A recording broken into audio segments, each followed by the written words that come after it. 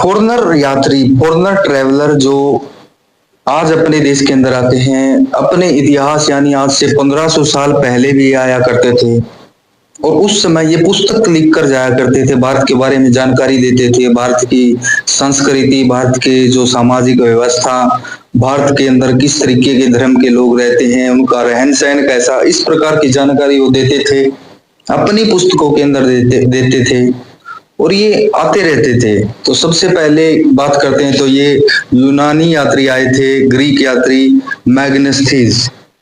तो ये किसके राज में आए थे? ये चंद्रगुप्त मौर्य के दरबार में आए थे और चंद्रगुप्त मौर्य के दरबार में आने के बाद इन्होंने एक पुस्तक लिखी थी जिसका नाम था इंडिका।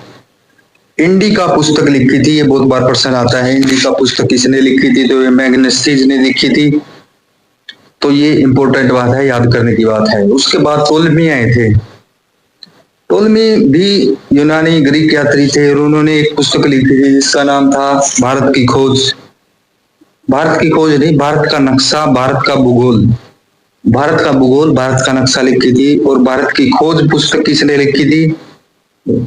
तो भारत की खोज पुस्तक लिखी थी पंडित जवाहरलाल नेहरू ने। तो ये ध्यान देने की बात है, ऐसे ही निकल गया था, सॉरी।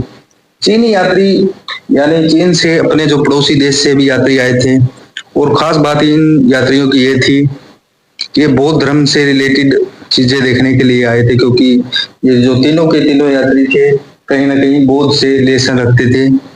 इसलिए पायान आए थे, चंद्रगुप्त द्वितीय के दरबार में आए थे। चंद्रगुप्त द्वितीय और चंद्रगुप्त मौर्य दोनों में अंतर है, ये दोनों दो अलग अलग आदमी हैं, दोनों अलग अलग राजा थे और इनके राज में गैप भी बहुत ज्यादा है, ऐसी बात नहीं है, इसको याद रखना है। और इसको चंद्रगुप्त द्वितीय को विक्रमादित्य भी कहते हैं। और फाहयान ने क्या लिखी थी, कौन सी पुस्तक लिखी थी? बौद्ध धर्म के बारे में इन्होंने लिखा था और बौद्ध धर्म की जो जानकारी थी अपने देश के अंदर ले गए थे। फिर पूरे चीन को इन्होंने बौद्धिस्ट बना दिया था। तो ऐसे ही तो बना है चीन बौद्धिस्ट। जानकारी कहीं ना कहीं से अपने देश की चीन के अंदर जाती रही, क्योंकि अपने देश के अंदर तो विकसित हुआ था बौद्ध धर्म। महात्मा बुद्ध भी अपने देश में ही पैदा हुए थे, आपको पता ही है। हैंसोंग आए थे, इन्होंने सीयू की पुस्तक लिखी थी, सीयू की। और हर्षवर्धन के राज में आए थे, इसको याद रखना, हर्षवर्धन। और इसके बाद इत्सिंग आए थे। इत्सिंग ने क्या किया था, नालंदा जो विश्वविद्यालय था उसके अंदर गए थे, वहां की जानकारी इन्होंने ली थी और ये बिहार के अंदर पड़ता था, तो वहां पर गए थे, इसकी जानकारी, पूर्ण जानकारी इन्होंने ली थी सिंह ने।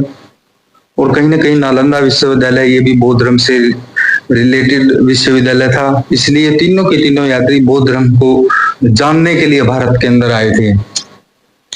और अरब यात्री आए थे, यानी मुस्लिम यात्री भी अपने देश के अंदर आए थे। मुस्लिम यात्रियों की बात करते हैं तो सबसे पहले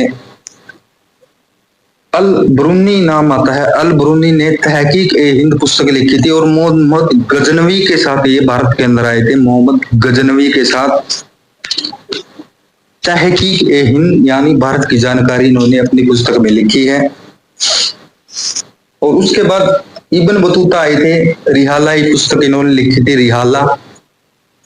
और इन्होंने भी भारत की जानकारी इस पुस्तक में दी है।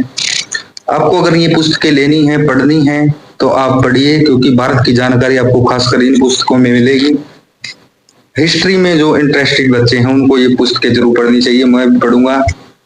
और मुझे भी बता देना कहाँ से मिलती हैं, मुझे पता नहीं कहाँ से मिलती हैं पुस्तकें।